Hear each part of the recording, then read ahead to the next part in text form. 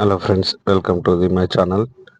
ఇప్పుడు వచ్చేసి కోతుల బాధ ప్రాబ్లం. కోతులు చాలా ఉన్న దగ్గర రేకుని ఇట్లా రిఫ్లెక్టర్ని బెండ్ చేస్తాయి. కోతులు దీనికి రిఫ్లెక్టర్ బెండ్ అయినప్పుడు రిఫ్లెక్టర్ బెండ్ ఎలా తీయాలని చూస్తాము. కోతులు దుంకకుండా చుట్టూ కంప వేసుకుంటే బెటర్ ఉంటుంది. కంప కానీ జాలి కానీ ఇక తప్పని పరిస్థితిలో ఇట్లా పెట్టుకోవాల్సి వస్తుంది. రేకు వెనుకకెళ్ళి 4 నట్లు ఉంటాయి రిఫ్లెక్టర్కు.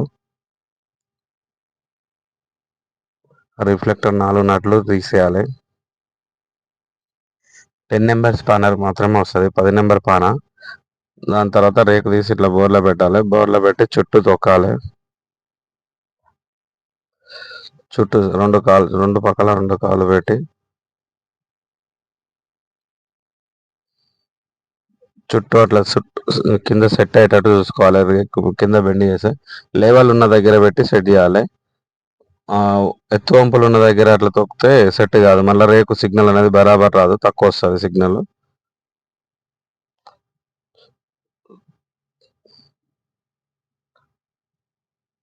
చుట్టూ సెట్ చేసుకున్న తర్వాత రేకు తీసి మధ్యలో ఏమన్నా బెండ్ లాంటిది కానీ ఆ స్క్రూలు ఉన్న నట్లున్న దగ్గర బెండ్ లాంటిది ఉంటే దాన్ని సెట్ చేసుకోవాలి. చేతిని కొట్టి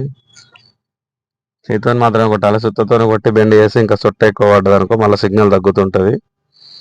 మళ్ళీ రేకు ఎట్లా ఉందో అట్లా 10 నెంబర్ పైన పెట్టి టైట్ చేసేసుకోవాలి, సేమ్ స్క్రూలు ఎలా తీసారో. తర్వాత వచ్చేసి ఈ వెనక పక్క అవుపిస్తున్న 2 నాట్లు వచ్చేసి రేకుని లెఫ్ట్ రైట్ తిప్పనికి, సైడ్ పక్క వచ్చేసి రేకుని పైకి కిందికి అన్నికి ఈ 4 నట్లు లూజ్ చేసుకొని పైకి కిందికి లెఫ్ట్ రైట్ అంటుంటే సిగ్నల్ ఎక్కడ ఉంటే అక్కడ బాక్స్లో లైట్ మారుతుంటుంది. ఎయిర్టెల్ అయితేనేమో గ్రీన్ కలర్ వస్తుంది, టాటా వేరే డిష్ అయితేనేమో సిగ్నల్ ఉన్న ఛానల్ వచ్చేస్తుంది. స్లోగా పైకి కిందికి, లెఫ్ట్ రైట్ స్లోగా పైకి కిందికి అనాలి.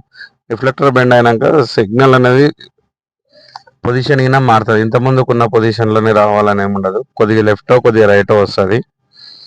అదే టైంలో ఎల్ఎంబిగినే కొద్దిగా చూసుకోవాలి.